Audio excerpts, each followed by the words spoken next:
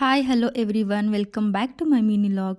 ಇವತ್ತು ನಮ್ಮಮ್ಮ ಸಖತ್ ಟೇಸ್ಟಿಯಾಗಿರುವಂತಹ ಪಾಲಕ್ ಚಟ್ನಿ ಹೇಗೆ ಮಾಡೋದು ಅಂತ ಹೇಳ್ಕೊಡ್ತಾರೆ. ಬನ್ನಿ ನೋಡೋಣ. ಇದಕ್ಕೆ ಫಸ್ಟು ಒಂದು ಕಡಾಯಿಗೆ ಸ್ವಲ್ಪ ಎಣ್ಣೆ, ಈರುಳ್ಳಿ, ಒಂದು ಗೆಡ್ಡೆ ಬೆಳ್ಳುಳ್ಳಿ, ಒಂದು 3 ಹಸಿರು ಮೆಣಸಿನ್ಕಾಯಿ, 1 ಇಂಚು ಶುಂಠಿ, ಹಾಗೆ ಸೋಂಪು, ಜೀರಿಗೆ, ಕಸ್ತೂರಿ ಮೆಂತ್ಯ ಹಾಕಿ ಒಂದು 2 ನಿಮಿಷ ಬಾಡಿಸ್ಕೋಬೇಕು. ಅದ್ರ ಜೊತೆಗೆ ಒಂದು ಬಾದಾಮಿ ಹಾಗೆ ಗೋಡಂಬಿ, ಒಂದು 3 ಹೆಚ್ಚಿಟ್ಕೊಂಡಿರೋ ಟೊಮೆಟೊ, ಒಂದು ಸ್ವಲ್ಪ ಕರ್ಬೇವಿನ ಸೊಪ್ಪು ಹಾಕಿ ಅದ್ರ ಜೊತೆಗೆ ನಮಗೆ ಮೇನ್ ಇಂಗ್ರೀಡಿಯೆಂಟ್ ಆಗಿರುವಂತಹ ಪಾಲಕ್ ಸೊಪ್ಪು, ಕೊತ್ತಂಬರಿ ಹಾಗೆ ಪುದೀನ ಇಷ್ಟನ್ನು ಹಾಕಿ ಸೊಪ್ಪುದು ಹಸಿ ವಾಸನೆ ಹೋಗೋವರೆಗೂ ನಾವು ಫ್ರೈ ಮಾಡ್ಕೋಬೇಕು. ಅದ್ರದ್ದು ಸ್ವಲ್ಪ ಹಸಿ ವಾಸನೆ ಹೋದ್ಮೇಲೆ ಅದ್ರ ಜೊತೆಗೆ ನಾವು ಸ್ವಲ್ಪ ಗರಂ ಮಸಾಲ, ಚಿಕನ್ ಮಸಾಲ ಹಾಗೆ ಚಿಲ್ಲಿ ಪೌಡರ್ ಹಾಕಿ ಒಂದು 2 ನಿಮಿಷ ಮಿಕ್ಸ್ ಮಾಡಿಕೊಂಡು ಅದು ತಣ್ಣಗಾಗೋಗಿ ಬಿಟ್ಟು ಅದನ್ನು ಒಂದು ಮಿಕ್ಸಿ ಜಾರ್ಗೆ ಹಾಕ್ಕೊಂಡು ನುಣ್ಣಗೆ ಪೇಸ್ಟ್ ಮಾಡ್ಕೋಬೇಕು.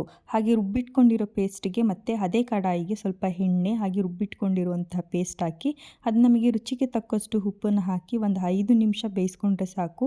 ತುಂಬ ರುಚಿಯಾಗಿರುವಂತಹ ಪಾಲಕ್ ಚಟ್ನಿ ರೆಡಿಯಾಗಿಬಿಡುತ್ತೆ. ಒಮ್ಮೆ ಟ್ರೈ ಮಾಡಿ ಅಂತ ಹೇಳ್ತಾ thank you for watching. Thank you all.